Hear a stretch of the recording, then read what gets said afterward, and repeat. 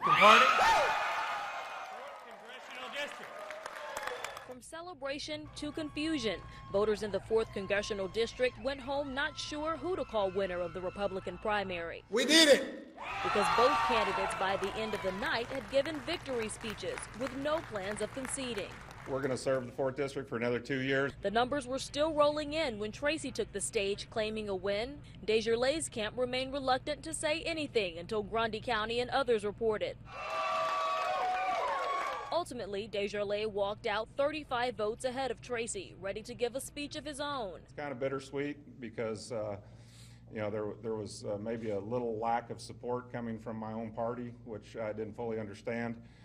I've been attacked thoroughly on a set of divorce records. It's 15 years old. Though the campaigning was over, Desjardins, plagued by the scandals of his past, had a message for his opponent. I'd say that he sold his soul to the dark side of politics, and I don't know if he'd be able to get that back. The dark side of politics is all too often on display these days, from scandalous broadcast ads to claims and counterclaims of fraud that are often barely substantiated, and plenty of times are loaded with bile and bluster more than checkable facts. But it's what happened this last week and is still going on in the 4th Congressional District of Tennessee that bears further examination and further discussion on where American voters want not just the soul of their party to go, but where they wish the soul of the nation to exist in the future. The battle between Scott Desjardins and Jim Tracy was neither friendly nor cordial, and with good reason. Desjardins had left behind a trail that would have been easy to follow with or without the standard media breadcrumbs. The man made it simple to find flaws in his leadership and his character. I'm Jim Tracy, and I approve this message.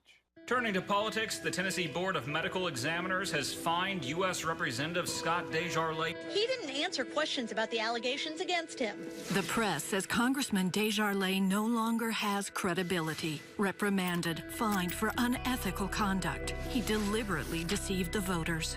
Conservatives said Desjardins should resign because of his hypocrisy. Scandal makes Desjardins ineffective in Washington. Campaign ads can be dismissed all too often. Campaign ads can be dismissed as little more than hype and well-crafted secondhand smoke. But this time the ads and the media got it right.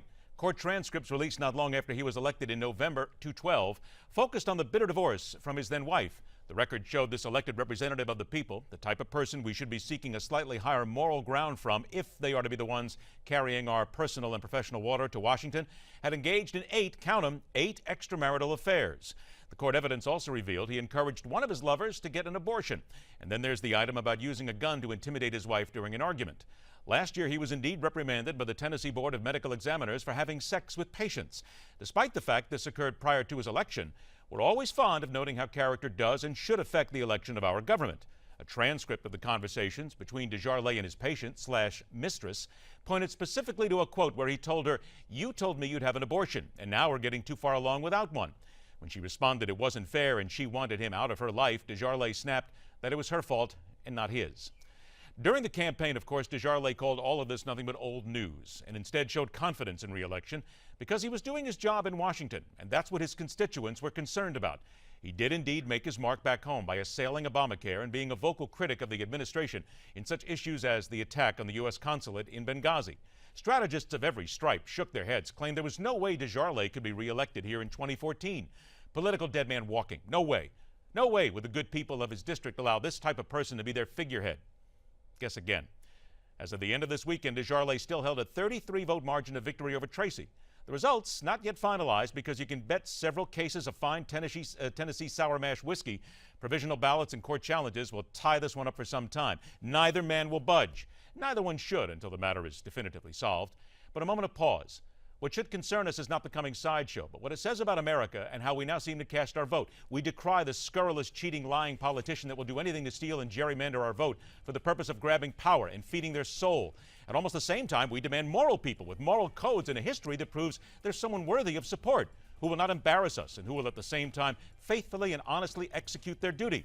All this while we seem to conveniently forget transgressions that speak to the type of person we wouldn't want dog-sitting for us and wouldn't spell them and wouldn't trust them if we tried. We put them right back to work as if nothing happened.